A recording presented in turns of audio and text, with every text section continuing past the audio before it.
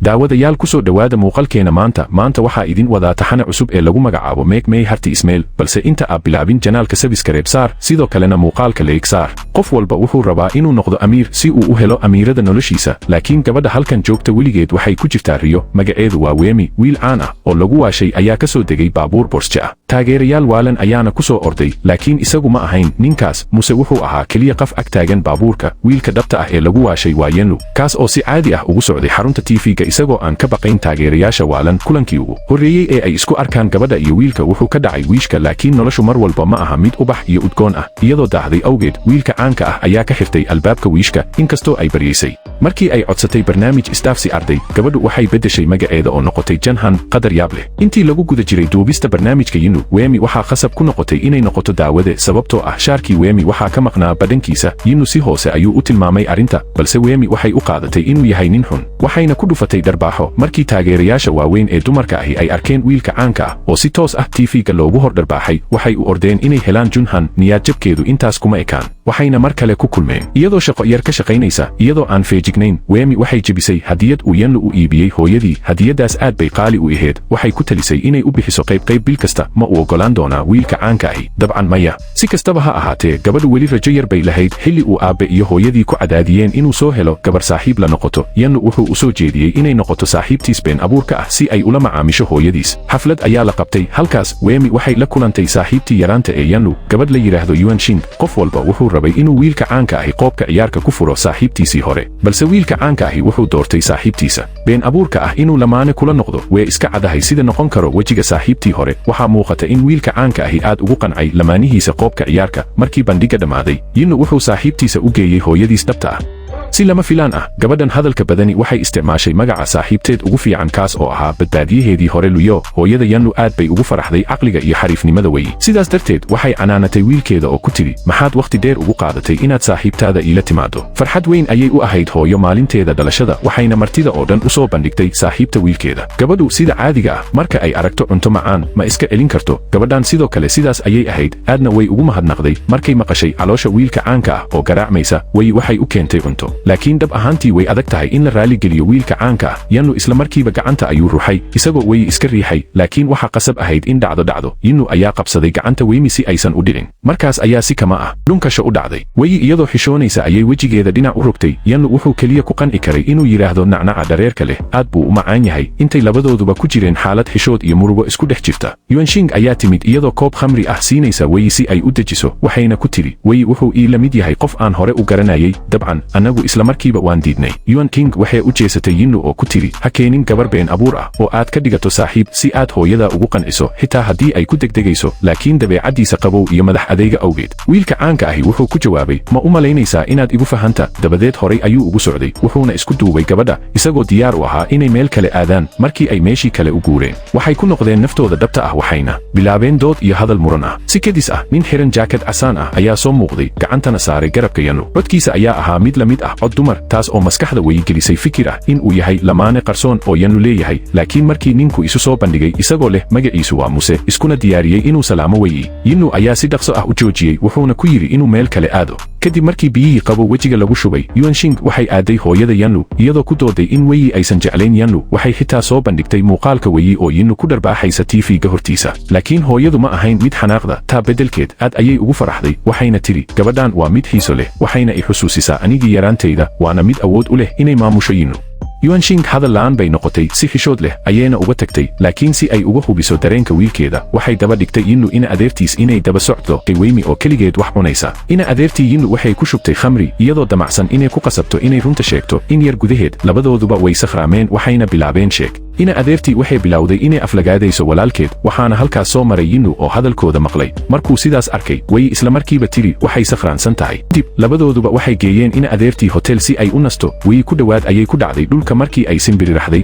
balse Yenlu si dhaqso ah ayuu gacantiisa ugu fidiyey oo qabtay markuu indhaha ku eegay indha wareerka Wemi Yenlu muddo yar buu yaabay way markaas ayay u soo dhawaatay waxay farta ugu fiiqday Yenlu waxayna tiri iyada kali ah ayaa og labadooda sirtooda sakhraannimada darteed Wemi waxay jiidatay tayga markaas ayay gudaha soo gashay hooyada Yinlu oo aragtay xaaladda laakiin iska dhigtay inaanay waxba arkin kadibna way baxday Wei iyadoo gariiraysa ayay istaagtay waxayna ka raaligelisay Yinlu kadibna iyaduna way ka tagtay markay guriga ku soo laabanaysay kursi ka mid ah baska ayay ku fadhiisatay iyadoo xidhan dhar qaali ah waxayna ka fikiraysay hawshii ay maanta soo martay mana iloobin in Yinlu uu kaydsaday macluumaadkeeda xiriirka iyo inuu ku qasbay inay bixiso waxay aaday saaxiibteed ugu dhow waxayna uga mahadcelisay inay ka caawisay daryeelida walaasheed Zhang Han labadooduba way sheekaysteen waxayna ka wada hadleen maalinta Weimi iyo mustaqbalkeeda kadib Wei waxay sii wadatay inay iska dhigto Zhang Han waxayna ku laabatay qolkii ardayda laakiin markay qolkii gashay saaxiibtii walaasheed ayaa caro u muujisay sababtoo ah waxay dharbaaxday qafka ee taageerto subaxdii dambe waxay aaday fasalka daraasadaha bulshada ee ku-xigeenka maamulaha Yinlu iyo Yuansing labaduba waxay ku jireen isla fasalka markii casharka bilowday macallinku wuxuu weydiiyey ardayda inay laba iskugu biiraan qof walba wuxuu rabay inuu la jiro Yinlu laakiin markii macallinku ku yiri Yinlu inuu doorto lamaane dhowr ilbiriqsi kadib ayuu doortay waxay noqotay markii macallinku ugu yeeray Weimi magaceeda Zhang Han in Yinlu ogaaday in la khiyaameeyey markii magaceeda beenta ah la helay Weimi waxay isku dayday inay doodo taas oo aad uga caraysiisay Yinlu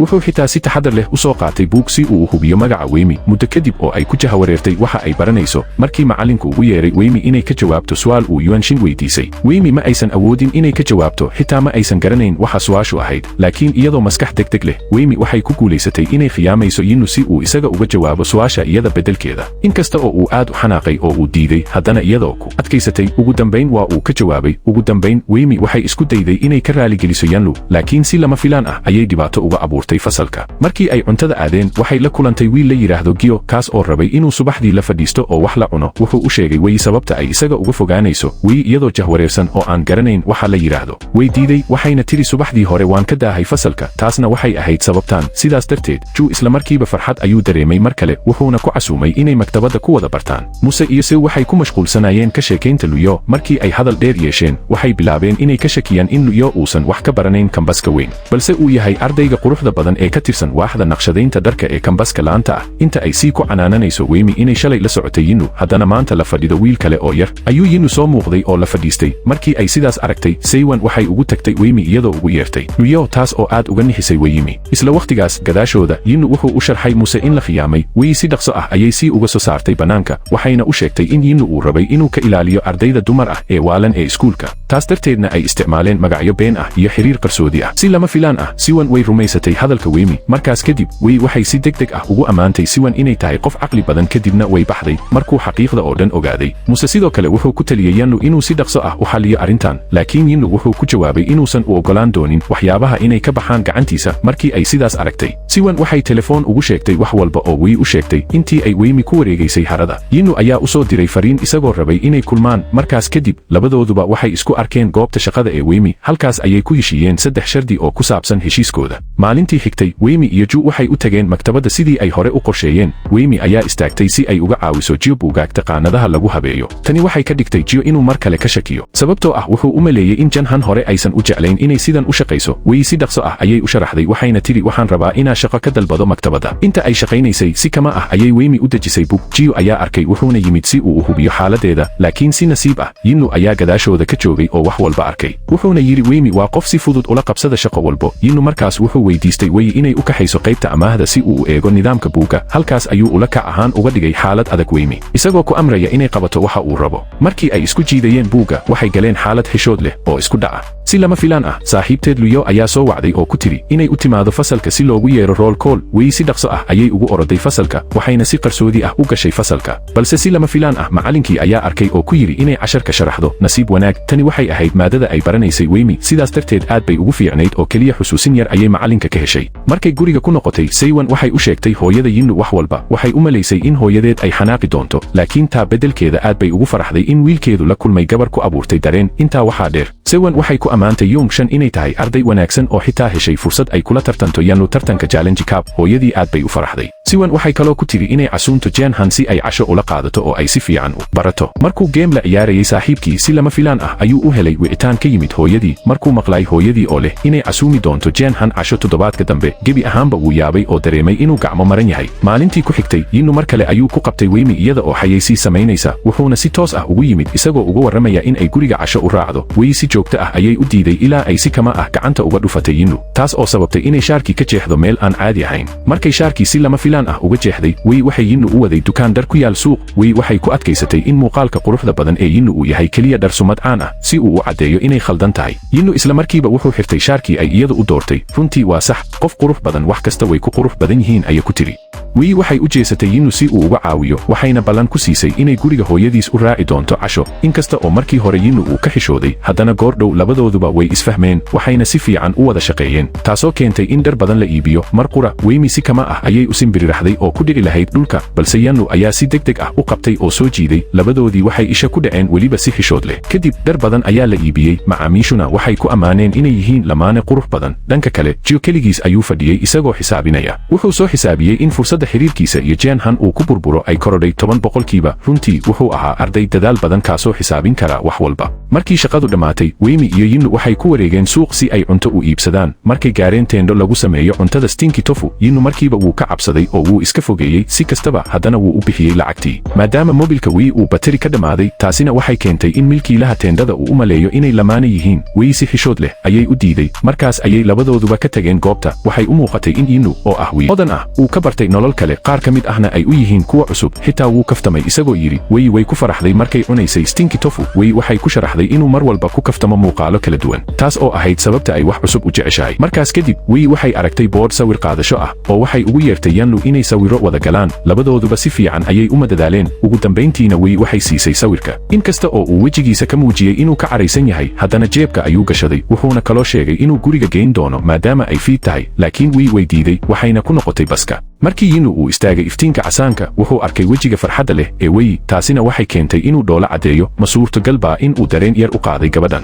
markay ku laabatay qolkeeda Ju ayaa ugu yeeray Wei magaca Jianhan taasina way ka nixisay waxayna keentay inay sawirka ka tuurto markii Ju uu arkay sawiradaas wejigiisa wuxuu noqday mid murugo iyo niyad jab ka muuqato Wei way aragtay waxayna si degdeg ah u tiri nabadgelyo kadibna qolkeeda ayay gashay dhanka kale Yinlu wuxuu xusuustay waqtigii ay wada joogeen suuqa habeenkii wuxuuna mar kale fiiriyey sawirka isagoo dhoola cadeynaya sidaas oo kale waxay ahayd Wei markay dharkeedii habeenkaas laalaadinaysay waxay ka fikiraysay in Yinlu runtii uu ahaa mid aad u soo jiidasho leh markii ay habeenkaas la joogtay laakiin Jiyo oo niyad jab weyn ku dhacay saaxiibkiis ayaa soo baxay oo weydiiyey xaaladda wuxuuna siiyey talooyin taasoo ku caawisay inuu yara fiicnaado subaxdii xigtay Ju wuxuu sugayay Jianhan isagoo sanduuq hadiyad ah sita marka la fiiriyo dhaqankiisa xishoodka leh si cad waa markii ugu horeysay Wei waxay aqbashay hadiyadda waxayna u mahadcelisay Jiyo isla markaana waxay fariin u dirtay Luyo si ay u tusto naqshad cusub markay jidka ku jirto Luyo waxay la kulantay Muse oo isku dayay inuu la kaftamo balse lama filaan Luyo gebi ahaanba way iska indhatirtay inkasta oo wax walba dhaceen Muse weli muu u muuqan mid arrintaas quusaysa Wei ayaa markaas soo muuqatay iyada oo kula talisay Muse inuu ka fogaado Luyo kadib labada saaxiib waxay u dhaqaaqeen meel kale halkaas oo ay fariisteen si ay u eegaan naqshada Wei Luyo aad bay ugu qanacsaneed naqshada shaadhka lamaanaha ee Wei waxayna sidoo kale dareentay in Wei ay hurdo la'aan ku jirto oo indhaheeda hoostooduna ay madow yihiin sidaas darteed waxay weydiisay sababta markee ogaatay in Wei had iyo jeer la joogtay Yinlu Luyo waxay xusuusiyey Wei inay taxadarto maadaama Yinlu uu leeyahay taageerayaal waalan oo badan Wei sidoo kale waxay kula talisay Luyo inay ka fogaato Muse si ay u ilaaliso aqoonsigeeda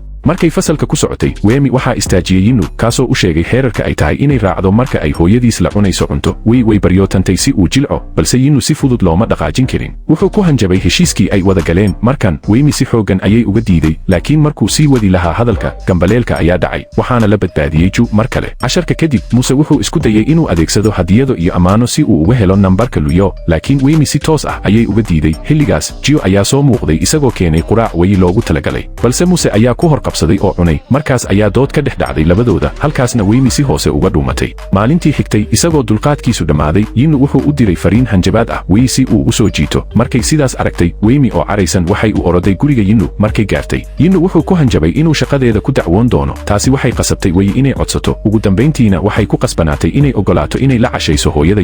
Yinlu farxad ayuu ku soo bandhigay heshiis rasmi ah oo ay ku jiraan qodobo aanay Wei ku faraxsanayn si kastaba markay ogaatay in deynta laga cafin doono marka heshiiska la dhammaystiro Wei way dhoola cadaysay oo way ogolaatay kadib Wei waxay la kulantay Luyo muddo nus saaca waxay marna canaanatay marna ammaantay Yinlu taasoo Luyo ku dhalisay shaki ah inay jeceshahay si lama filaan ah Wei waxay ka heshay wicitaan siwan oo ku tiri inay hooyada Yinlu la kulanto taas ayaa murugo gelisay maadaama ay heshiis saxiixday haddana ay shaqo u bixi doonto markaas ayay si degdeg ah u baxday iyadoo wacaysa Yinlu balse wuu ka jawaabi waayey sidaas darteed fariin ayay uga tagtay kadibna waxay la kulantay Siwan markay gaartay guriga hooyada Yinlu ma aysan joogin Siwan ayaa sharaxday inay dib u dhacday sababo taraafik ah darteed waxayna markaas weydiisay xiriirka ka dhexeeya Wemi iyo Yinlu. dhanka kale markuu toosay Yinlu wuxuu arkay fariintii Wemi uga tagtay wuxuuna si degdeg ah uga soo kacay isagoo argagaxsan. intii ay sheekaysanayeen baaskiil si liidata loo waday ayaa ku sigtay inuu ku dhaco Siwan, laakiin nasiib wanaag waa la jiiday oo waxba ma gaarin. nasiib daro waxay si lama filaan ah ugu dhaceen farshaxan yaqaan ka dambeeyey waxayna dhaawaceen sawirkiisii. markii ay tan maqashay Wei waxay isla markiiba weydiisatay adeerkii inuu ogolaado inay sawirka hagaajiso. isla waqtigaas Yinlu ayaa ku soo cararay isagoo raadinaya Wemi. adeerkii wuxuu ku qancay farshaxankii Wemi sawirtay.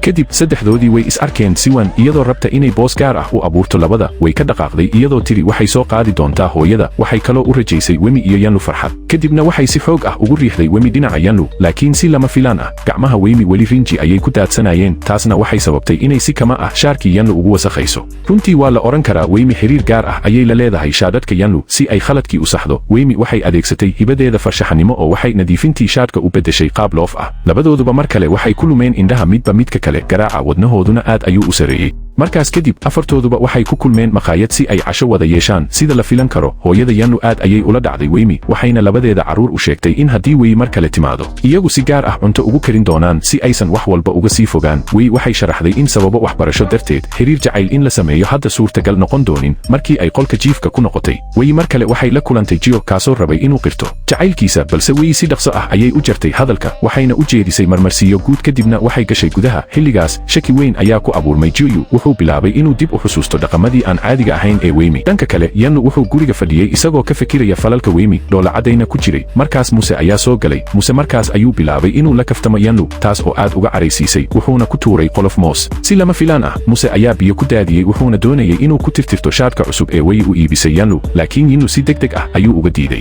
subaxdii xigtay intii ay waxbarashada ku jirtay isagoo arkay Wei oo caajis dareemaysa, Yinlu wuxuu u qoray warqad isagoo weydiinaya xaaladeeda kadibna ku tuuray dhankeeda. labadooduba si af ah ayay u isweerareen ilaa fariin ka timid Jiyo kaasoo ku casuumay Wemi xafladiisa dhalashada. kadib fasalka Yinlu wuxuu u yimid Wemi si uu ugu casuumo casho kale oo hooyadiis ee la yeelato maalinta xigta, laakiin Wemi si cad ayay uga diiday oo way ka tagtay. isla markiiba Yuan ayaa timid oo ku casuumtay Yanlu inuu ka qayb qaato munaasabad xayeysiis ah, laakiin si qabow ayuu u diiday. maalinta xigtay sidii loo qorsheeyey Jiyo wuxuu waday Wei wuxuuna geeyey jardiino madadaalo ah si loogu dabaaldego dhalashadiisa si ay uga cararto in lagu qasbo inay raacdo giraanta fariska. markuu Jiyo cabitaan iibsanayay Wemi waxay taleefankeeda ku wacday Luyo, laakiin dhanka kale Luyo waxaa ku xagxaganayay Muse kaasoo ku adkaystay inuu qirto jacaylkiisa. sidaas darteed way ka jawaabi weysay. markii ay aragtay in jawaab laga waayey Wei waxay wacday Yinlu. marka hore Yinlu wuxuu xirnaa headphones oo jimicsi ayuu samaynayay, sidaas darteed wuu seegay wicitaanka. nasiib wanaag markuu jimicsigii dhammeeyey ayuu dib ugu soo wacay. markay inay caawimaad weydiisato Jiyo ayaa cabitaankii keenay. sidaas darteed Wemi si dhaqso ah ayay u sheegtay inay la hadlayso gudoomiyaha ardayda si ay run ugu ekaato. Yinlu isna wuxuu iska dhigay gudoomiyaha wuxuuna la hadlay Jiyo. markaas Jiyo ma qabsan karin wax kale marka laga reebo inuu ku casuumo cabitaanka kadibna guriga geeyo, laakiin markuu siinayay cabitaanka si kama ah ayuu biyo u daadiyey. markaas ayuu soo qaatay tuwaal si uu u tirtiro, laakiin isla waqtigaas ayuu ogaaday wax aan caadi ahayn. wuxuu ku soo gunaanaday in Wei aysan ahayn Janhan dhab ahaan. Janhan mar walba waxay xasuusan jirtay dhalashada Jiyo taasoo ka duwan maalintaas. intaa waxaa dheer dhammaan waxyaabihii kale ee shaki abuurayay ayuu isku geeyey waxa ugu muhiimsan. Janhan waxay ku lahayd calaamad qaab dayax ah oo lugteeda ah. markay aragtay in aysan sii qarin karin Wemi waxay waday Jiyo waxayna u geysay meesha Janhan jiiftay. markii ay gaareen oo ay arkeen iyada oo sariirta isbitaalka jiifta indhaha Jiyo ilmadu ka soo burqadeen isagoo magacaheeda ku dhawaaqaya. Wei waxay u sheegtay shilka ku dhacay Janhan waxayna sharaxday sababta ay ugu qasbanaatay inay iyada ku matasho. kadib Jiyo wuu ooyey isagoo si hoose ula hadlay xitaa iyadoo weli suursan. maalintii xigtay Muse wuxuu ku sugayay albaabka hortiisa Luyo si uu mar kale ula kaftamo, laakiin Luyo mar walba way diidi jirtay. intii Jiyo gacmaha Janhan nadiifinayay kalkaalisada ayaa soo gashay si ay u sheegto daawo cusub oo aad faa'iido ugu yeelan doonta Janhan, balse qiimaheedu 3 jibaar ka badan yahay kii hadda la bixiyey. arrintan ayaa sidoo kale madax xanuun ku dhalisay Wei. markii uu gaariga la fariistay Muse, Yinlu wuxuu isku dayay inuu la xiriiro Wemi. markaas ayuu arkay Wei oo la socota Jiyo. bilowgii Yinlu wuu deganaa ilaa uu arkay labadooda oo gacmaha ishaysta, kadibna si dhaqso ah ayuu uga cararay. habeenka wuu diiday inuu ka jawaabo wicitaanada Wemi. inkasta oo ay si afka ah ugu tiri Yinlu inuu ku xun yahay fasalka banaankiisa, haddana Wemi si qarsoodi ah ayay u tagtay si ay ugu mahadceliso una raaligeliso Yinlu. intii shaqada kooxdu socotay labadooduba waxay ku jireen dagaal qabow, laakiin markay ubaxyo booqanayeen Shinni ayaa u duushay Yinlu wuxuuna si lama filaan ah ugu dhacay Wemi. Yinlu ayaa Wemi dib u jiiday. markaas ayay labadooduba si rasmi ah u lumiyeen dhunkashadii ugu horreysay. Wei oo xishood qabta way carartay. kadib sheekada dhunkashadii ugu horreysay ee Yinlu iyo Wemi waxay noqotay mid ardayda oo dhan ka hadlaan. si ay u dejiso Wemi waxay tagtay garoonka kubadda koleyga iyadoo la socoto Jiyo. markii uu wararkaas maqlay Yinu sidoo kale wuxuu tagay garoonka kadibna wuxuu ciyaaray kubadda koleyga ee naadiga iskuulka ciyaartu waxay u muuqatay mid xooggan saaxiibaduna si xamaasad leh ayay u taageerayeen dhanka kale Siwan ayaa ku qasabtay Wei inay la hadasho maadaama Wei ay dareentay in Siwan dib ku hayso waxay u sheegtay runta oo dhan ee ku saabsan iyada iyo Yanlu kadib walaasheed ayaa sidoo kale canaantay Yanlu arrintan darteed waqtigan Yinu aad buu u jahawareeray oo wuxuu kaliya u sheegay Siwan inuusan hooyadiis u sheegin markaas ayuu ciyaarta ku soo laabtay laakiin markii uu had iyo jeer ka fikirayay Wei oo runta shaaca ka qaaday niyad jab ayuu galay wuxuuna ka baxay ciyaarta oo socota ka hor inta uusan ka tegin Yinu wuxuu sameeyay hal gool oo qof walba ku qancay markii ay shaqada maktabadda ku jireen Wei si kama ah ayay buug u soo riday markii buugga ku dhigi lahaa wejigeeda Yinu si degdeg ah ayuu u qabtay laakiin nasiib darro buug kale ayaa ku dhacay madaxa Wei si aysan u ceebayn Yinu codkiisa hoos ayuu u dhigay oo weydiistay Wei inay raacdo Yinu iyo Wei waxay sii wadeen muranka ku saabsan heshiiskooda laakiin markuu Yinu sii xumaaday oo macquul darro noqday Wei waxay ka tagtay iyada oo dareemaysa inaanay xushmad loo hayn markaas Yuan King ayaa timid oo Wei u muujisay muuqaal si xun u eg Wei la yaabtay balse ma aysan xiisayn kadib waxay sii waday inay ka walwasho shaqadeeda maalmaha xiga Yinu mar walba si gaar ah ayuu u fiirin jiray Wei oo samayn jiray astaamo uu u soo dhawaado Wei maalin Yinu iyo Muse waxay u tageen inay arkaan Luyo ujeedada ugu weyn ee Yinu waxay ahayd inuu wax ka weydiiyo xaaladda Wei markuu ogaaday in Wei dhibaato dhaqaale leedahay Yinu wuxuu la kulmay Wei casharka kadib isagoo u soo bandhigay heshiis eena noqoto guri nadiifiye mushaar weyn qaata sidaas darteed Wei way ogolaatay heshiiska habeenka Wei waxay tagtay guriga Yinu waxayna bilowday shaqada Wei mar walba si firfircoon ayay u shaqaysay si ay saameyn wanaagsan ugu yeelato Yinu laakiin nasiib darro markii ugu horeysay ayay ku shaqaynaysay guri hodan ah taasoo ka dhigtay inay wax badan ku cusub yihiin markay qubaysanaysay kulayliyaha biyaha ayaa jabay markaas ayay qaylisay Yinu wuu maqlay oo u yimid inuu caawiyo laakiin Wei way iska burisay kadib Yinu wuxuu helay wicitaan ka yimid Muse oo baray siyaabo uu gabdhaha ugu qancin karo Yinu wuxuu raacay taladiisa qalabka orodka ku aalmiiteeyey laakiin markii uu sugay muddo dheer oo uusan arkin Wei hoos u soo degaysa wuu istaagay oo shaarka iska tuuray oo dhididka iska tirtiray markaas ayay Wei soo baxday oo aragtay wax walba kadib Yinu isku dayay inuu ka hortago in mashiinka smart ku shidida nalalka damiyo laakiin waa goor dambe wuxuuna ugu dambayntii Wei ku haystay sariirta markuu jahawareer ku jiray Yinu si kama ah u qabsaday basbaaska wejigiisa ayuuna ku buufiyey kadib labadooduba waxay u tageen musqusha si ay wejiyadooda u dhaqaan Wei si dhaqso ah ayay raaligelin u codsatay subaxdii xigtay Wei waxay diyaarisay quraac aad u qurux badan oo loogu talagalay Yinu intii lagu guda jiray quraacda Wei waxay u diyaarisay dharka ciyaaraha Yinu kadibna waxay aaday iskuulka markay buug fashion akhrinaysay mar kale waxay la kulantay Yinu si lama filaan ah Yuan Xing ayaa sidoo kale timid si uu Yinu ugu casuumo ka qaybgalka dood laakiin mar kale waa la diiday wuuna ka tegay galabtii kadib ciyaar tennis ah oo uu la yeeshay Muse wuxuu soo qaatay tuwaal si uu dhididka u tirtirto laakiin wuxuu ogaaday inuusan ahayn tuwaalkiisii markaas ayuu aadaa si uu wax uga weydiiyo Wei Muse sidoo kale wuxuu la kulmay Luyo isagoo dabaasha ku jiro si uu ugu kaftamo Luyo Muse wuu iska dhigay inuu quusay si Luyo u badbaadiso markii uu banaanka u soo baxay Luyo waxay samaysay neefsasho afka ah sidaas awgeed Muse ayaa sidoo kale la kulmay dhunkashadii ugu horeysay intii ay karinayeen cuntada Yinu wuxuu Wei u sheegay inay tagto oo keenaan alaabtii la soo diray markii ay furaysay Yinu wuu la dhacay markii uu arkay in dhammaan alaabta ay yihiin alaabta ciyaalka ah ee taageerayaashiisa soo direen subaxdii xigtay intii ay quraacda cunayeen markay maqashay in Wei la ballansan tahay Gyo iyo inay ku kulmaan beerta Yinu si ula kac ah ayuu shaqo ugu abuuraa Wei si uu uga horjoogsado kulanka Gyo intii uu qubayska qaadanayay Wei ayaa damisay kulayliyaha biyaha kadibna si qarsoodi ah uga baxday subaxdii intii ay daryeelaysay Jianhan Gyo ayaa yimid isagoo wata buug uu u akhriyo Jianhan kadib labadooduba way fadhiisteen oo sheekaysteen Wei guriga Yinu dib uma noqon ilaa fiidkii aragtidan markii Yinu uu arkay wuxuu u cararay qolkiisa isaga oo iska dhigay inuu qabo qandho markii Wei gudaha u gashay wuu tusay heerkulka uu ku qoyay biyo kulul lama filaanka Wei way rumaystay kadibna waxay u karinaysaa maraq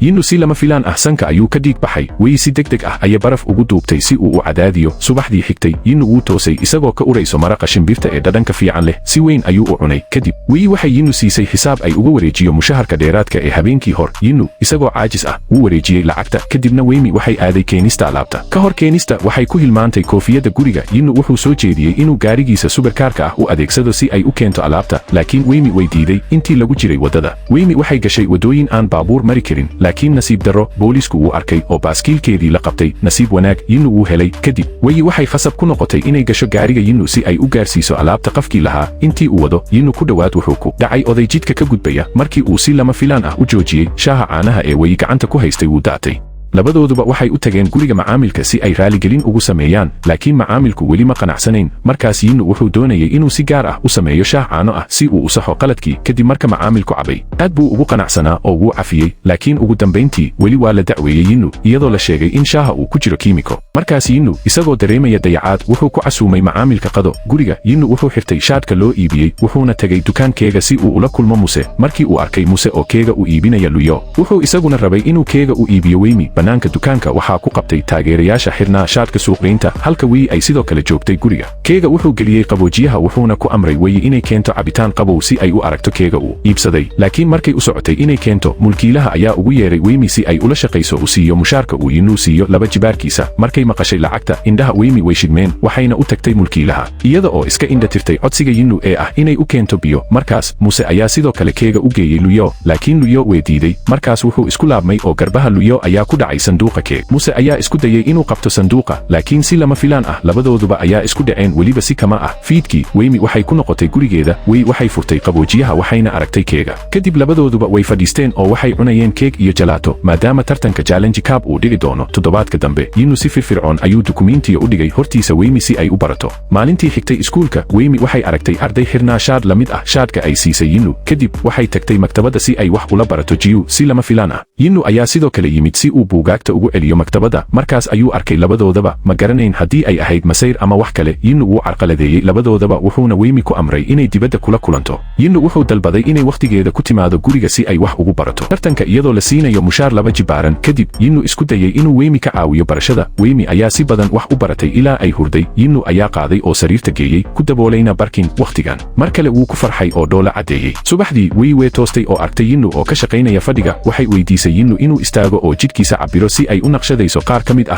fanaanadihiisa, maadaama Yinnu ka caawiyey barashada. Kadib indhahooda ayaa isku dhacay. Markay bushimahooda ku dhowaadeen inay isku taabtaan, saacadda alarmka ayaa garaacday, taasoo iyaga ka soo celisay xaqiiqda. Intii ay alaabta geynaysay, waxay walwal ka qabtay tartanka. Sidaas darteed waxay ku dhowaatay inay gaadhsiiso oo jug siiso oday duq ah oo waddada maraya, waxayna ku dhacday dariiqa iyadoo gacanta ka dhaawacantay. Nasiib wanaag, dhaawacu wuxuu ahaa mid fudud. Sidaas darteed waxay tagtay isbitaalka si loogu xidho. Jiyuna sidoo kale halkaas ayuu joogay. Wakhtigan Wei waxay heshay fikrad ay ku baajin karto tartanka. Wei waxay iska dhigtay inay welwelsan tahay in dhaawacu ka hor joogsado tartanka, waxayna codsatay dhakhtarka inuu gacanta ka xidho, laakiin kalkaalisadu way diiday. Markay aragtay in tani aysan shaqayn doonin, waxay ka codsatay Jiyu inuu sida dhaawac dhab ah u xidho, maadaama wakhtigu dib u dhacay oo Weymi aysan soo laaban. Yinnu wuu ka welwelsanaa, laakiin markaas ayaa fariin ka timid Luyo. Luyo waxay u sheegtay inay xanuunsan tahay waxayna weydiisatay Wei inay timaado oo daryeesho. Subaxdii xigtay, Wei waxay casharka timaaday iyadoo gacanteeda dhaawacantay, waxayna weydiisay macalinka haddii aysan ka qayb qaadan karin tartanka koobka. Bilowgii macalinka wuu fahmay, laakiin Yuanxing ma aqbalin oo waxay la hadashay macalinka. Yinnu oo taagan gadaasheeda ayaa arkay taas wuxuuna iskaa u soo dhiibay inuu tartanka Weymi meel kaga qayb galo. Habeenka Wei waxay diyaarisay shaarka Yinnu si ay uga mahadceliso. Ma aha oo keliya taas, Wei waxay sidoo kale diyaarisay kafee waxayna dhaqday dharka Yinnu, laakiin ka hor inta aysan dhammayn Yinnu ayaa soo baxay. Wei si dhaqso ah ayay gacanteeda ugu gelisay xadhigga si aysan u muujin. Kadib Yinnu ayaa ka caawiyey inay dharka qalajiso oo wuxuu ku amray inay tagto qolkeeda. Subaxdii xigtay, Yinnu wuxuu diyaariyey quraac, taasoo Wei ka dhigtay inay u malayso in Yinnu noqday nin diiran. Kadib waxay tagtay maktabadda si ay u keento qadada Yinnu. Wakhtigan xiriirkoodu wuxuu u muuqday mid sii hagaagaya. Habeenka maraqa waxay kariyey Yinnu waxayna sidoo kale siisay hadiyad yar oo qurux badan si ay ugu rajayso nasiib wacan tartanka beri. Tartanka ayaa yimid. Dhammaan ardayda Shiolu waxay istaageen shaashada weyn horteeda si ay Yinnu ugu sacbiyaan, halka Weymi ay tagtay meel kale si ay ula socoto tartanka Yinnu. Wei ayaa qososhay markii Yinnu xirtay fanaanada ay siisay. Tartanku wuxuu ahaa mid aad u xiiso badan, laakiin iyadoo maskaxdiisa la adeegsanayo, Yinnu wuxuu ka adkaaday dhammaan tartamayaasha wuxuuna ku guulaystay tartanka. Weymi sidoo kale aad bay ugu faraxday waxayna u ammaantay Yinnu walaasheed Janghan iyadoo leh inuu yahay mid runtii xirfad badan. Habeenka Weymi waxaa casuumay kooxdii Yuanxing si ay u aadaan cabitaan dabaaldeg ah oo ku saabsan guusha Yinnu, laakiin tani waxay ahayd fursad Yuanxing u isticmaashay si ay Weymi ugu digato. Kadib Yinnu ayaa yimid oo Wei badbaadiyey. Xitaa wuxuu Weymi ku qaaday gacmaha Yuan horteeda. Wuxuu sariirta u dhigay si taxadar leh, si fiican ayuuna u daryeelay. Kadibna Yinnu ka baxay qolka. Wei ayaa toostay oo heshay sawir iyada iyo Yinnu oo uu weli haysto. Yinnu sidoo kale si fikir leh ayuu ugu dhaqay tuwaalkii wejigeeda. Kadibna wuu dhunkaday. Markii uu dhunkaday wejigeeda, Weymi aad bay uga naxday waxayna u malaysay inay mala awaal tahay. Subaxdii waxay aragtay Yinnu oo quraac diyaarinaya. Runtii waa qurux badan yahay, islamarkaana wuu garanaya sida wax loo kariyo. Si tartiib ah ayuu u siiyey quraac. Intii ay cunayeen, labaduba waxay ka fikireen wixii dhacay habeenkii hore. Yinnu iskuulka ayuu tegey wuxuuna arkay in dhammaan ardayda dumarka ahi ay xirnaayeen shaar la mid ah kii uu xirnaa, taasoo ka dhigtay mid aad uga yaabiyey. Wei waxay u tagtay Luyo si ay uga caawiso diyaarinta dalabaadka. Markii Luyo weydiisay Yinnu, Weymi waxay u muuqatay qof walwalsan oo keliya bixisay sharaxaad guud Yinu wuxuu keligiis fadhiyey isagoo akhrinaya faallooyinka isaga iyo Wei wuxuuna arkay faallooyin badan oo taban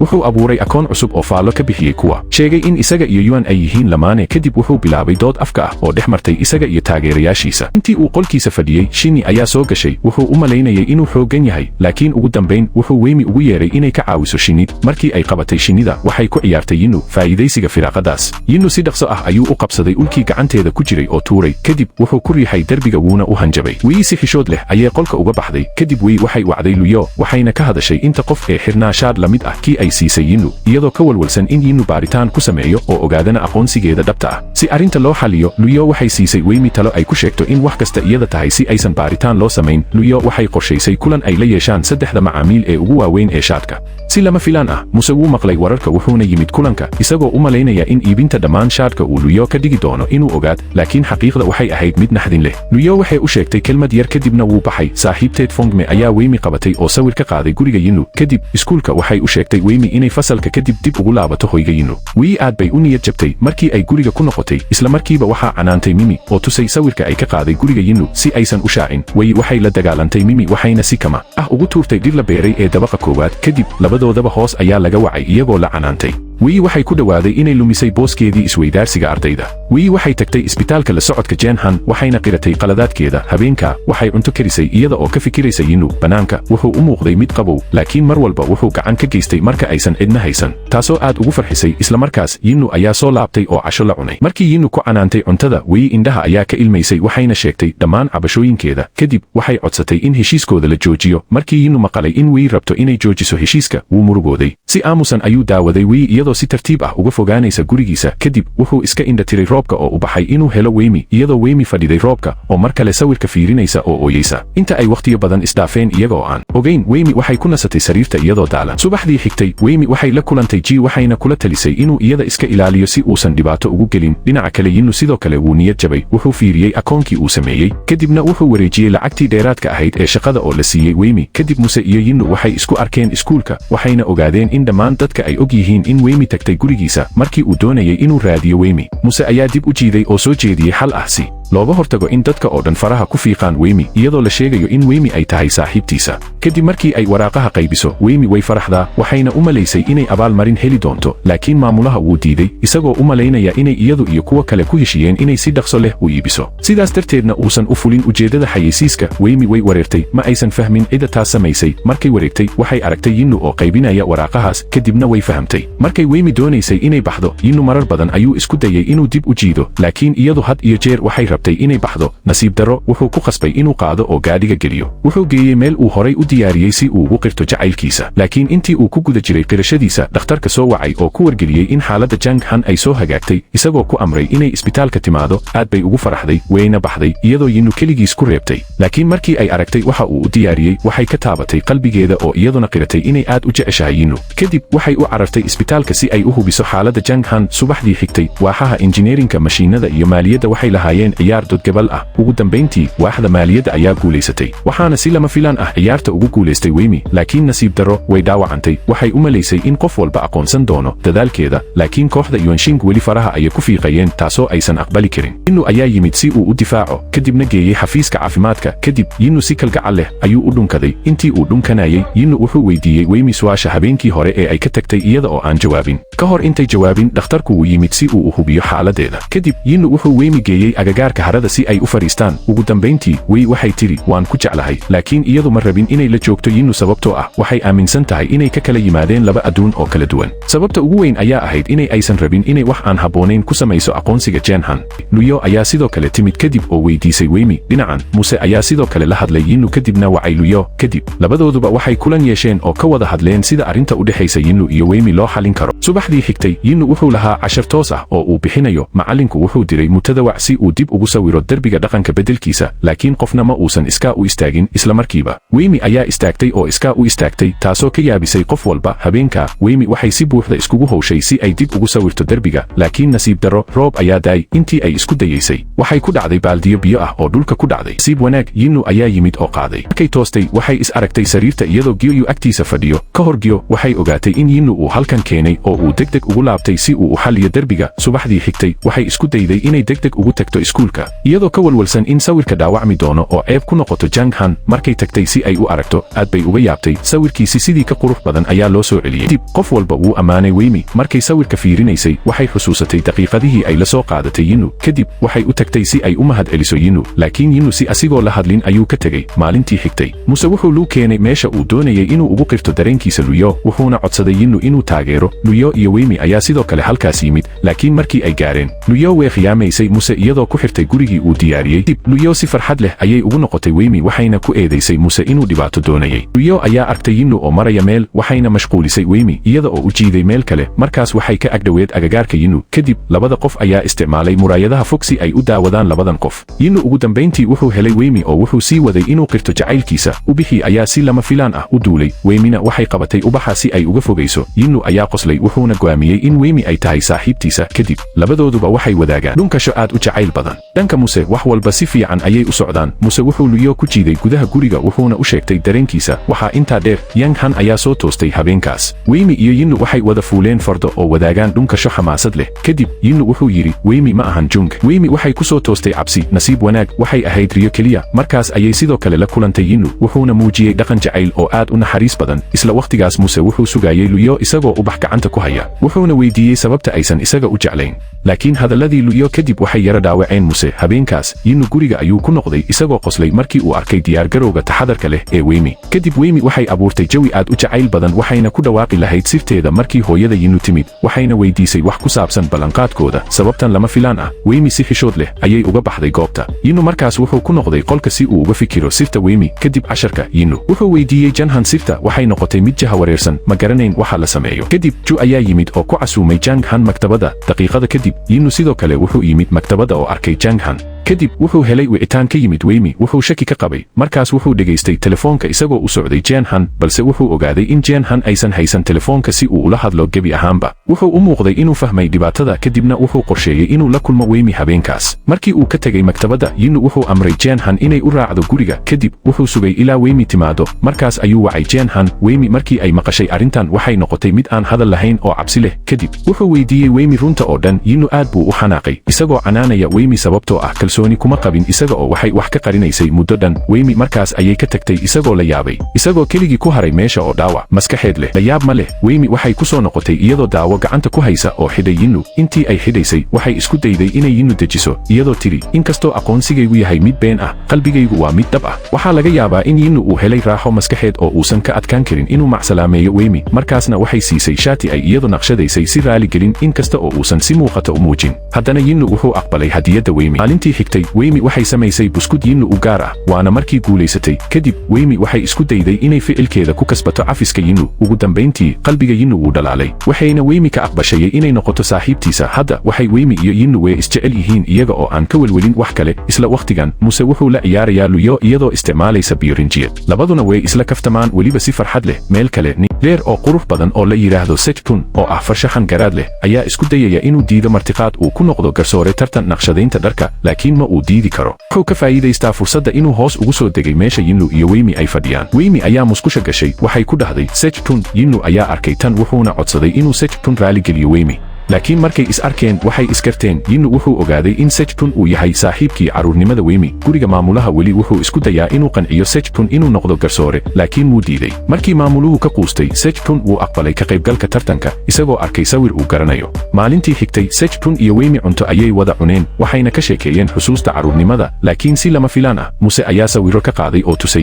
Yinu wuu iska indha tiray waxa Muse sheegay ee ku saabsan Sejtun laakiin kadib wuxuu ku casuumay Weimi suuqa habeenkii si ay uga sheekaystaan markii uu maqlay in Weimi si aad ah u ammaantay Sejtun asigoo xanaaqsan ayuu ka tegey markuu guriga ku noqday mar kale ayuu Weimi weydiiyey faa'iidooyinkiisa labaduna waxay isku dhaafsadeen hadallo iyo dhaqan jacayl maalintii xigtay Jang Han waxay qabanqaabisay xaflad dhalasho oo giyo ah fursadan ayay ku qiratay dareenkeeda wiilka ay qarsoodiga u jeclayd Jang Han ma qarin karin dareenkeeda waxayna ogolaatay taasoo keentay farxad labadoodaba intaa waxaa dheer Yinu wuxuu gacanta ku sameeyey silsilad u gaar ah Weimi wuxuuna sidoo kale qurxiyey qolka si uu u sameeyo sarbarees jacayl laakiin si lama filaan ah Yuan Shen khamro ayay ka dharagtay aaday wuxuuna ka baqay inay dhibaato keento wuxuuna aaday Weimi isagoo bixiyey talooyin badan si uu u caawiyo laakiin Weimi si geesinimo leh ayay u diiday waxayna rabtay inay tagto guriga Yinu si ay u beddesho dharka kadibna ballan qaaday inay isla markiiba ka tagto kasta oo Yinu uusan rabin laakiin xushmad awgeed iyo saaxiibtinimadii dheerayd wuxuu go'aansaday inuu mar kale caawiyo markuu guriga joogay Yinu wuxuu isku dayay inuu la xiriiro Weimi laakiin iyadu waxay ku mashquulsanayd shaqadeeda oo ma oga Yuanxing ayaa gashay qolkiisa si ay u eegto alaabta Yinu waxayna aragtay sawiro Yinu iyo Weimi kadib waxay isbeddel ku samaysay shaati ay siisay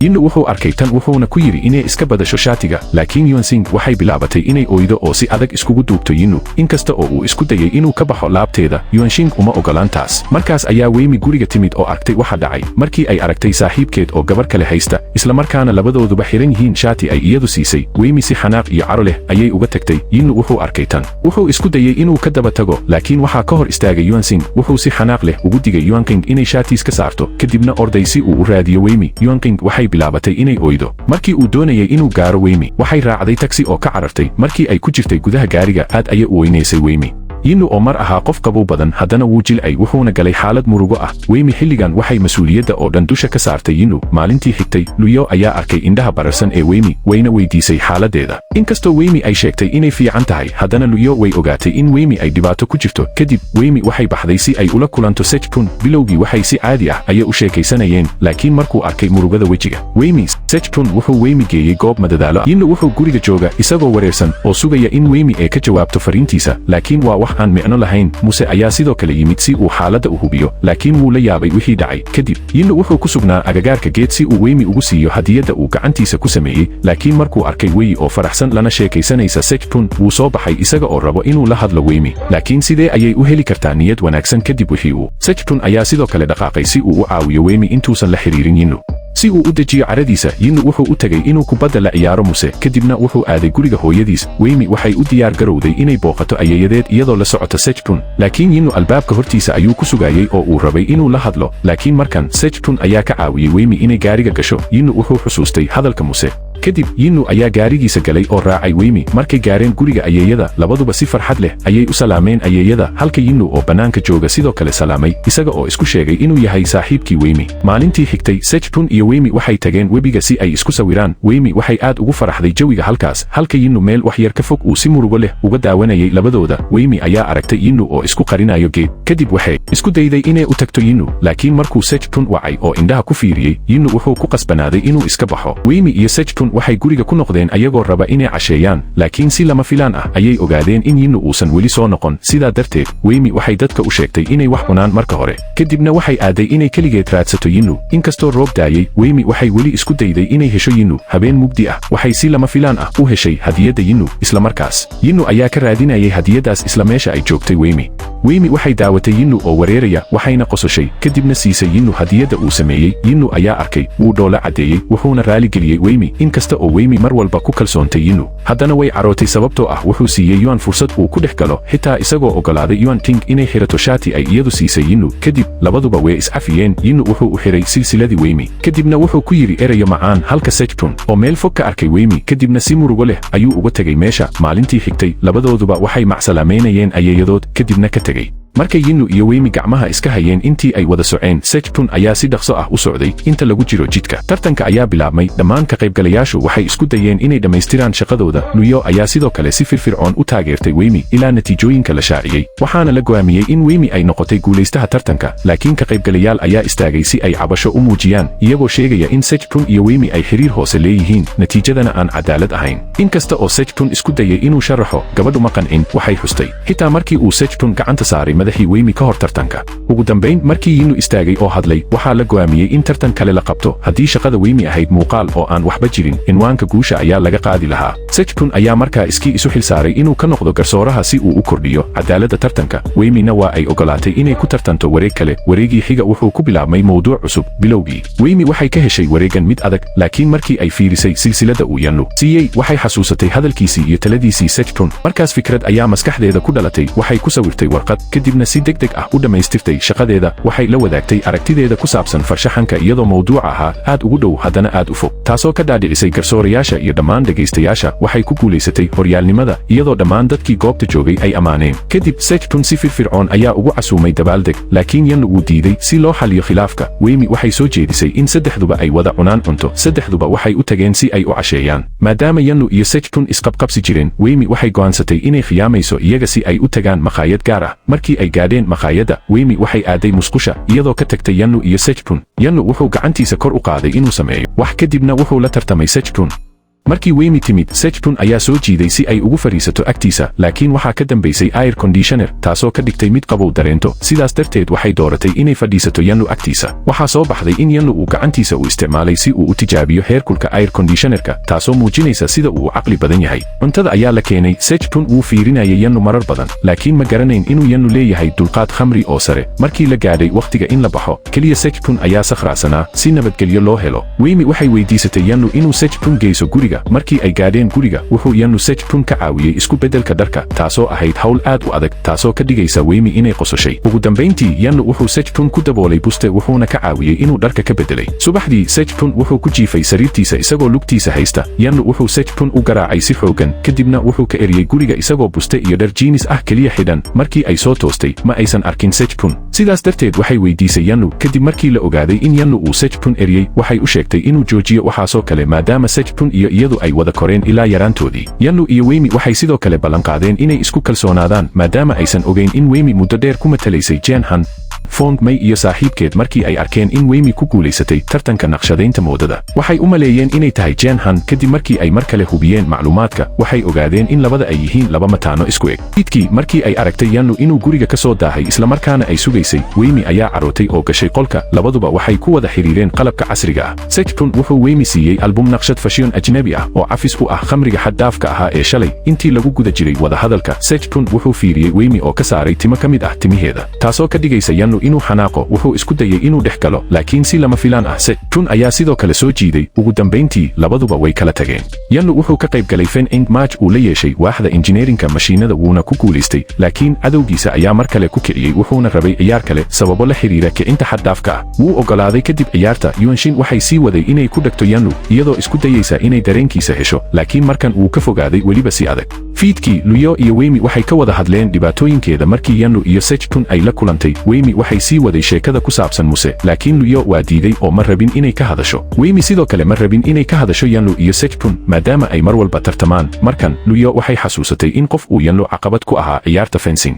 markii ay aragtay magaca, Wemi waxay garatay in kani yahay ninka ku fashilmay ciyaarta basketbalka ee Yanlu. sidaas darteed ma u muujin wax xiiso ah. Luyo sidoo kale wuxuu shaki ka muujiyey in Yanlu leeyahay akoon labaad oo la yidhaahdo Shichiyo. Yanlu wuxuu guriga joogay isagoo sugaya in Wemi soo laabato. intii Yanlu qubaysanayay, Wemi si qarsoodi ah ayay u gashay guriga, kadibna waxay aaday qolka Yanlu oo furtay kombuyuutarkii. Yanlu ayaa sidoo kale soo galay wuxuuna qabsaday gacanta Wemi isagoo uu muujinayo qaladkeeda. kadib, Wemi been ayay sheegtay, waxayna u sheegtay inay keliya eegtay dukumiintiyada. waxay fiirisay jidhka Yanlu iyadoo xoogaa xishood dareemaysa. markii dambe, Wemi waxay si kadis ah u sheegtay magaca akoonka labaad ee Yanlu ee forumka, kadibna qososhay. kadib, labadoodu way wada ciyaarayeen ilaa ay sariirta ku dhacaan iyagoo si farxad leh u sheekaysanaya oo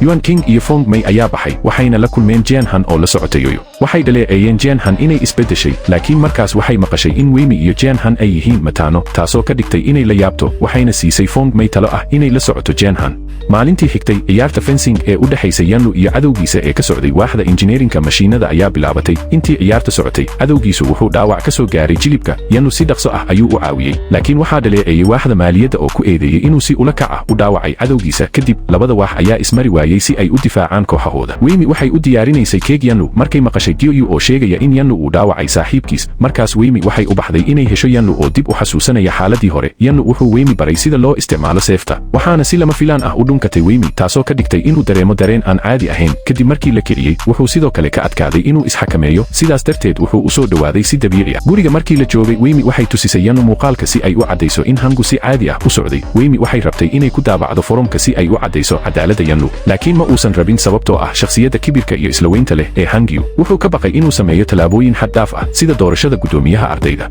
maalintii xigtay, markii Wemi maqashay Wemi oo ku tiri inay cafiso Hangyu, Luyo way la yaabtay oo waxay tusisay Wemi codbixinta meesha isagoo sheegaya in codadka Yanlu laga badab yahay Weimi ma aysan u adkaysan karin sidaas darteed waxay casuuntay Hangyu oo siisay caddayn kadibna u sheegtay inuusan marnaba ka fiicnaan doonin Yanlu oo ka digtay inuusan dhaawicin Yanlu kadibna ka tagtay Hangyu ayaa asigoo xanaaqsan si xoogan wax ugu tuuray dhanka Weimi waxay naqshadeeyeen farshaxanka iyagoo la kaashanaya Luyo Yanlu sidoo kale waa yimi markii Sen arkay xidhiidhka dhow ee Yanlu iyo Weimi way ku adkaatay inuu u dulqaato sidaas darteed wuxuu bilaabay inuu ku jeesjeeso Yanlu Weimi si caqli badan ayay u xalisay khilaafka labadooda kooxdu waxay alaabtooda u keeneen iskuulka si ay u iibiyaan dadaalkooda iyo firfircoonidooda badan awgeed waxay iibiyeen alaab badan si dhaqso ah dhammaan fanaanadihii waa la iibiyey lacagta laga helayna waxaa loo ururin doonaa ardayda baahan maalintii xigtay natiijada doorashada gudoomiyaha ardayda ayaa la shaaciyey Yanlu weli si heer sare ah ayaa loo doortay Yanlu wuxuu ballan qaaday inuu dadaal ugu jiro inuusan cidna niyad jabin oo uu ardayda u hogaamiyo si ay u koraan Weimi waxay diyaarisay sarbarees waali ah si ay ugu hambaliyeyso guusha doorashada Yanlu sidoo kale wuxuu hadiyad u waday Weimi laakiin wuxuu ka walwalsanaa inay maarayn kari weyso maadaama ay weli wax baranayso intii ay sheekaysanayeen Weimi si lama filaan ah ayay biyo ugu tuftay Yanlu kadib labaduba waxay wada ciyaareen isla markaana sii wadeen muujinta jacaylka markii iskuulka la dhameeyey Weimi waxay la kaftantay Luyo kaftan ku saabsan Muse kadibna waxay muujisay inay rabto inay furto dukaamo Luyo sidoo kale way ku raacday labaduba waxay bilaabeen raadinta dukaan leh qiime aad u sarreeya oo tayo leh intii ay raadinayeen Weimi calooshu ayaa xanuuntay nasiib wanaag Sen uu joogay wuxuuna Weimi geeyey goobtiisa shaqada si ay u nasto oo daawo u qaadato dhowr daqiiqo kadib Yanlu wuxuu yimid meesha ay Weimi u dirtay si uu wado laakiin Sin wuxuu rabay inuu si gaar ah ula hadlo sidaas darteed Yanlu wuxuu yiri Weimi inay marka hore aado gaariga kadib Sitan wuxuu qirtay inuu jeclaa Weimi tan iyo caruurnimadiisa wuxuuna damacsanaa inuu ka dulqaado Weimi Yanlu si dhaqso ah Yanlu wuu soo baxay wuxuuna xasuusiyey Weimi inay iska ilaaliso calool xanuunka kadib labadoodu waxay aadeen gaariga oo baxeen markaas Jenhan waxay wicitaan ka heshay dhakhtar oo kula taliyey inay tagto isbitaalka si loo hubiyo mar kale laakiin Jenhan ma joogin Fong Mei ayaa ka jawaabtay telefoonka kadibna si dhaqso ah ayuu uga tirtay wicitaanka dhakhtarka taasoo ka dhigtay mid shaki qabta markii ay guriga yimaadeen Yanlu wuxuu Weimi si taxadar leh u geeyey qolka kana siibay kabaheeda wuxuuna siiyey biyo wuxuu xasuusiyey inay waqtigeeda ku cunto wuxuuna yiri haddii ay mar kale xanuunsato inuu jiro dhakhtar gaar ah uu asiga leeyahay inuu daaweyn doono Weimi farxad ayay madaxeeda saartay Yanlu maalintii xigtay Weimi waxay guriga timid ka hor waqtigii la filayay waxayna furtay qaboojiyaha si ay u hesho ice cream laakiin si lama filaan ah Yanlu wuu soo laabtay wuxuuna shaaciyey inuu dhammaan ice cream iyo cuntooyinka fudud ah siiyey Muse Weimi si kedis ah ayay u murugootay waxayna xitaa u sheegtay Yanlu inuu Muse xasuusiyo inuu si fiican u daryeelo cuntadiisa kadib Yanlu wuxuu u sameeyey koob shaah lilag ah oo caloosha u wanaagsan si lama filaan ah wada sheekaysigooda ayaa noqday mid macaan intii ay shaqaynaysay Weimi waxay ka heshay wicitaan milkiile dukaanle ah oo rabay inuu kirayo meel laakiin markii ay ka wada hadleen Weimi waxay aragtay in qiimaha kiraysigu yahay mid dhib badan sidaas darteed waxay tagtay guriga si ay Yanlu ugu sheegto dib Sin wicitaan ayuu u diray wuxuuna rabay inuu Weimi geeyo meel cunto sidoo kale wuxuu siiyey marti VIP ah oo ku saabsan bandhigiisa farshaxanka qalinjabinta Weimi waxay ogolaatay inay tagto bandhiga waxayna sidoo kale casuuntay Yanlu inuu u raaco markii Sen maqalay wuu yara murugooday kadib maamulihiisu wuu yimid si uu u soo sheego in codsiga barnaamijka waxbarasho ee dibadda ee Royal Academy of Arts ee Sen rabay in la ansixiyey Weimi waxay si firfircoon u qabatay ulo kala duwan sida wax meel dhigista iyo xiirida Yanlu laakiin maskaxdiisa Yanlu wuu ogaa in Weimi wax u sheegto kadib waxay soo saartay heshiis iyadoo sheegtay in qiimaha kiraysigu yahay mid aan caadi ahayn laakiin waxba kama aysan ogeyn in dhan uu ahaa qorshaha Yanlu habeenkii Luyo ma heli karin furayaasheeda sidaas darteed waxay Weimi wacday si ay u weydiiso markii Luyo shaki ka qabtay in Muse uu qaatay runtii Luyo horay ayay u ogeyd in isaga iyo Weimi ay iska kaashadeen si ay uga yaabiyaan qalbiga Luyo ayaa xamaasad galay waxayna Muse fursad u siiyey inuu raaco kadib labadoodu waxay wadaageen habsiintii u horeysay bandhiga farshaxanka Weimi iyo Yanlu labaduba way yimaadeen intii ay daawanayeen farshaxanka Seijin Yanlu wuu baxay si uu u jawaabo wicitaanka Muse Weimi waxay sii waday sahaminta waxayna ogaatay in sawirada oo dhan ay yihiin xusuus caruurnimadeeda iyo Sijin markii ay eegtay sawirka ugu dambeeya si lama filaan ah ayay u aragtay in ay tahay lafdabarta farshaxanka markaas Sikan wuu soo baxay isagoo ubaxyo gacanta ku haya wuxuu ugu mahadceliyey imaanshadiisa wuxuuna qirtay dareenkiisa Weimi laakiin nasiib daro Weimi way diiday kadis ah dhammaan nalalkii waa dameen Yanlu si dhaqso ah ayuu gacanta Weimi u qabsaday kadibna la baxsaday Weimi markaas waxay aqbashay dhammaan qaladaadkeeda laakiin Yanlu ma canaananin maxaa yeelay mar walba wuu aaminsanaa iyada intii ay ku laabanayeen Yanlu mar walba wuu isku dayay inuu Weimi raali geliyo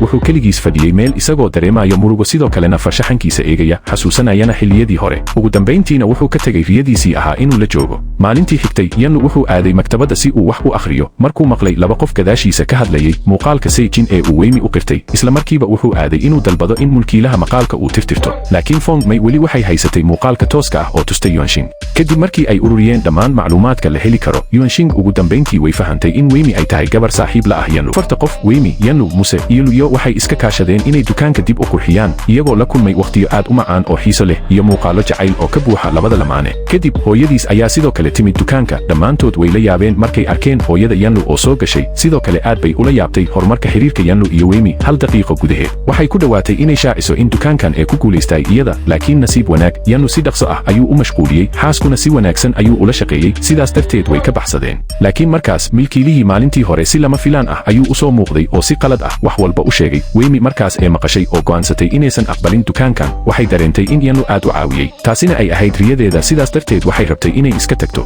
intii ay Jenhan wax baranaysay waxay ka heshay wicitaan Juyu oo ku saabsan sawir qaadista boodhka dukaanka Wemi laakiin way diiday waxayna rabtay inay diiradda saarto waxbarashadeeda kaliya markay aragtay Jenhan oo baxaysa Fong Mei si qarsoodi ah ayay ugu fiirinaysay alaabteeda nasiib darro Jenhan ayaa aragtay si dhaqso ah ayay u sheegtay inay kaliya rabtay inay qaadato maqas Jenhan aad ayay uga shakisanayd waxayna qaadatay kaarka maktabadda oo baxday Fong Mei waxay sii waday raadinta waxayna heshay diiwaanada caafimaad ee Jenhan kadibna sawiro ka qaadatay maalintii xigtay waxay ahayd furitaanka weyn ee dukaanka dharka ee Wemi iyo Luyo kaasoo helay taageero badan Fong Mei waxay tusisay Yuan waxayna fahamtay dhammaan arrimaha kadib waxay si hoose ugu sheegtay qorshe kale Fong Mei Yanlu iyo Muse ayagoo socdo waxa uu yimid Yuanxing waxayna ka hadashay qorshe lagu qabanayo forum ardayda ugu wanaagsan Yanlu wuu ogolaaday qorshahan wuxuuna weydiistay iskuulka inuu ansixiyo kadibna wuu tagay kadib labada lamaane waxay tageen picnic waxayna runtii ku raaxaysteen waqtiyo aad u farxad badan runtii muuqaalka halkaas waa uu qurxoonaa intii ay Muse iyo Wemi diyaar garoobayeen Yanlu wuxuu fuulay fardo sidii boqor ka yimid meelo kale isagoo baraya Wemi sida loo fuulo faras labadooduna si jacayl leh iskugu dhalaaleen intii ay shaqaynayeen fariin ayay heleen oo ku saabsan liiska ka qaybgalayaasha forumka laakiin si lama filaan ah magaca Jenhan sidoo kale wuu ku jiray inkasta oo ay sidaas tahay Wemi weli ma doonayn inay Yanlu dhibto waxayna la timid qorshe waxay weydiisan doontaa Luyo inay siiso makeup aad uga duwan kan Jenhan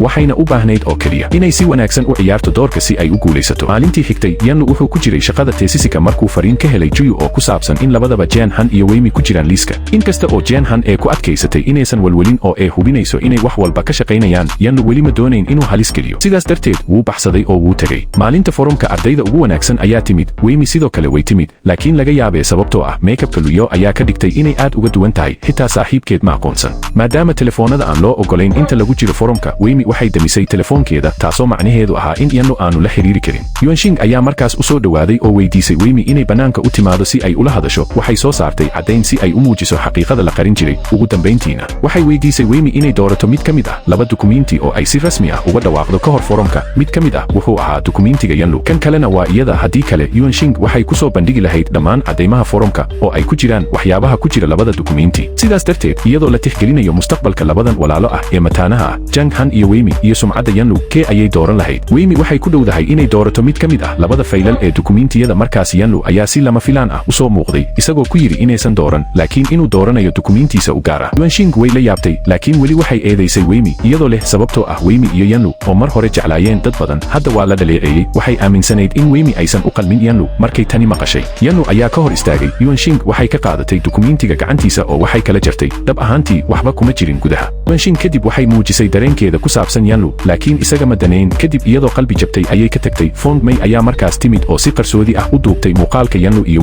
Wemi sidoo kale waxay dareentay dembiga oo waxay ku tiri inuusan mustaqbalkeeda saameyn ku yeelan laakiin Yanlu hore ayuu u tixgeliyey dhammaan cawaaqibka ee wajihi karto ugu dambayntii liiska ka qaybgalayaasha forumka si nasiib leh ayaa waqtigiisa loogu bedelay Luyo ayaa u taagtay Wemi sidaas darteed wax walba waa la xaliyey Jenhan weli waxay ka walwalsanayd arrintan markii ay heshay fariin ka timid Wemi oo leh in Yuanxing ogaatay wax walba si uu u dejiyo walaaca Wemi Yanlu wuxuu u qaaday warshad dhoobo farsameed oo ay ku jireen alaabooyin qurux badan oo badan Wemi aad bay ugu faraxday kadibna labaduba waxay isla sameeyeen dhoobo farsameed maalintii xigtay Wemi iyo Luyo ay isla rinjiyeen dhoobadii intii ay sheekaysanayeen Luyo waxay ka aragtay Wemi waxoogaa shaki ah Wemi waxay kaliya tiri in ay jirto arrin muhiim ah oo lagu xalinayo maktabadda Jenhan waxay u sheegtay Yuyu inay rabto inay ka tanaasusho booskeeda ardayda isweydaarsiga sababtoo ah waxay u malaysay in Wemi ay saamaysay xirfadeeda iyo xiriirka Shiyu way fahantay oo waxay taageertay dhammaan go'aankeeda Wemi markaas waxay aragtay macalinka waxay u sheegtay dhammaan runta taasoo macalinka ka yaabisay kadib markay intaa dheeraad ah sheegtay macalinku wuxuu helay wicitaan kadibna wuxuu ku amray inay tagto xafiiska maamulaha Wemi waxay tagtay xafiiska Jenhan sidoo kale way joogtay maamulaha ayaa soo bandhigay warqad eedayn ah iyo muuqaal ay duubtay Fay kaasoo muujinaya Yanlu iyo Wemi oo ka wada hadlayo arrin isla waqtigan Muse iyo Ju ayaa arkay Yanlu waxayna u sheegeen in Jenhan iyo Wemi u socdaan sheegida wax walba oo jiro Yanlu si dhaqso ah ayuu u baxay Seichan ayaa u tagay Luyo si uu Wemi ugu macsalaameeyo laakiin Luyo waxay u sheegtay inaysan joogin oo ay jirto arrin muhiim ah oo ay u baahan tahay inay iska xalliso keligeed. Weymi markaas waxay qaadatay dhammaan mas'uuliyadda, laakiin walaasheed ayaa mas'uuliyadda sidoo kalena dusha saaratay si degdeg ah. Yanlu ayaa soo galay oo waxaa canaantay maamulaha. Yanlu wuxuu keliya ku baryay oo ka codsaday macalinka inuu fahmo Weymi iyo walaasheed oo cafiyo. Weymi oo dareemaysa dembiga iyada oo bannaanka joogto waxay ku dhowdahay inay garaacdo albaabka markay xasuusatay hadalka Yuanxing. Sidaas darteed way joojisay oo waxay nafteeda ku tiri inuusan noqon karin daciifnimada Yanlu. Yanlu markaas wuu soo baxay si uu u raali geliyo, laakiin Weymi waxay tiri inay si ku meel gaar ah u kala nasanayaan si ay u dejiyaan. Waxayna ku tiri Yanlu inuusan mar dambe soo faragelin arrimaheeda. Yanlu wuu diiday oo isku dayay inuu dib u qabto, laakiin markan Weymi way adkayd. Sidaas darteed way ku adkaysay Yanlu oo way baxday. Satan ayaa sidoo kale yimid si uu u raadiyo Weymi. Hadda keliya way fariisan kartaa keligeed oo eedeyn kartaa nafteeda. Intii ay baadi goobaysay, Situn iyo Yanlu way is arkeen. Markaas Yanlu ma doonayn inuu wax xiriir ah la yeesho Satan, laakiin Satan si joogto ah ayuu uga weydiiyey Weymi. Sidaas darteed Yanlu si xanaaq leh ayuu gacanta uga qabtay garbaha Satan. Kadib wuxuu qayliyey si uu u qanciyo Weymi, laakiin waa wax aan waxtar lahayn. Weymi habeenkaasi weyn ayay u weyday iyadoo iska indha tirtay Luyo iyo Muse oo daaqada ka soo hadlayay. Inkastoo ay isku dayeen inay wacaan, Yanlu sidoo kale si aad ah ayuu u dareemay godoon. Wuxuu xasuustay xilliyadii uu la qaatay Weymi, welina wuxuu aaminsanaa in dhammaadkoodu uu fiicnaan doono. Maalintii xigtay, Weymi waxay tagtay iskuulka oo si furan u muujisay runta dhabta ah ee dhammaan iskuulka. Waxay raaligelisay qof walba oo ay la macaamishay oo ay been u sheegtay. Waxay diyaar u ahayd inay mas'uuliyad qaadato oo keliya waxay rajaynaysay in qof walba uu naxariis u muujiyo walaasheed iyo Yanlu. Habeenkaas Weymi waxay gurigeeda ku laabatay si ay u xirto alaabteeda, diyaar u ah inay ka tagto jaamacadda. Yanlu markana albaabka guriga hortiisa ayuu joogaa, laakiin labaduba waxay keliya ku wada hadli karaan albaabka, taasoo kala fogaysay. Wuxuu isku dayay inuu qanciyo Weymi,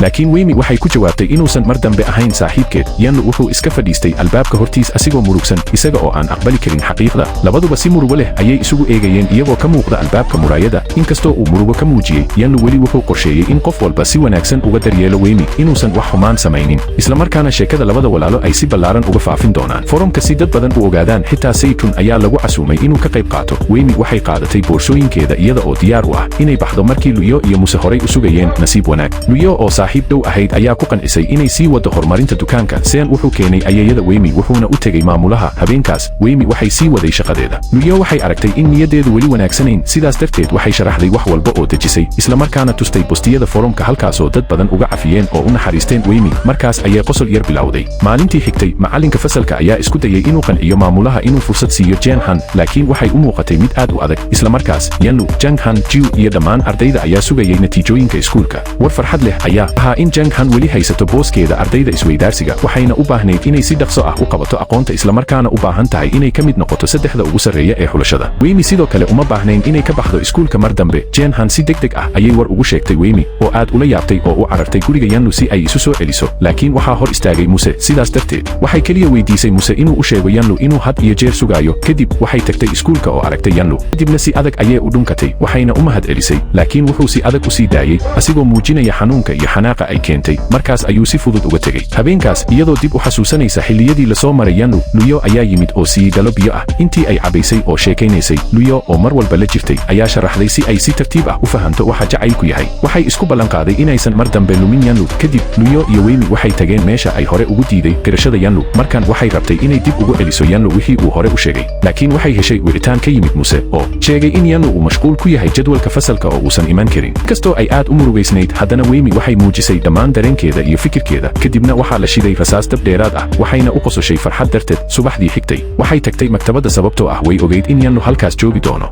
runtii waxay aragtay Yanlu isagoo wax akhrinaya, laakiin markii uusan fiiro gaar ah siin wuu maqnaa. Waxay ku wacday magaciisa, laakiin Yanlu weli muusan siinin ihtimaam gooni ah. Si kastaba ha ahaatee, markii uu ka baxay maktabadda, weli wuu watay sanduuqa qadada ee Weymi keentay. Kadib Yanlu wuxuu la ciyaarayay kubadda Muse, taasoo way u muujisay in Yanlu dhab ahaantii horay u qorsheeyeen arrinkan isaga iyo Muse. Habeenkii hore, weli wuu yimid wuxuuna istaagay gadaashiisa si uu u dareemo dareenka Weymi. Wuxuu sidaas u sameeyey si labadaba ay u fahmaan qalbiyadooda oo aan si fudud isu dhaafin mustaqbalka. Sitchan wuxuu ballan la lahaa Weymi si ay kafeega u cabaan, wuuna macsalaameeyey. Wey sidoo kale waxay fursadan u isticmaashay inay Sen uga mahad celiso hambalyadiisii iyo inuu ahaa saaxiibkeeda carruurnimada. Kadib waxay dib u sameeyeen waxyaabo ay carruurnimadoodii samayn jireen. Intii uu jidka ku jiray, Yanlu wuxuu la kulmay Yuanxing ayaa ka raaligelisay wixii hore ee dhacay, laakiin ma eedayn, keliya waxa uu yidhi dhowr eray kadibna wuu ka tegey. Kadib Siwan ayaa wacay wuxuuna sheegay in Wey rabto in ayeeyadeeda laga codsado inay dukaanka dib u celiso sababtoo ah waxay u malaynaysay inuusan cafin doonin. Markaasuu la xiriiray Weymi, laakiin ma gaarin xiriirka. Sidaas darteed wuu u bedelay wicitaanka Muse wuxuuna ogaaday inay halkaas joogtay meesha jacaylkoodu ka bilaabmay. Habeenkaas Luyo, Muse, Jiuyu iyo Jung Han oo dhan waxay joogeen si ay u taageeraan Weimi. Yannu ayaa markaas yimid, wuxuu fiiriyey geedaha oo dhan oo lagu qurxiyey sawirada Weimi ee xusuusta labadooda. Ugu dambayntiina Weimi waxay muujisay dhammaan fikirkeeda, erayadeeduna waxay garaaceen qalbiga Yannu, waxay xitaa sawirtay mustaqbalkooda. Kadib waxaa dhacay dhunkasho u dhexaysay labadooda. Ugu dambayntiina qof walba ayaa soo baxay oo u hambalyeeyey. Halkan ayay sheekadu ku dhammaatay. Saaxiibayaal, ha iloobin inaad like iyo subscribe saarto si aadan u seegin muuqaalo kale oo cajiib ah.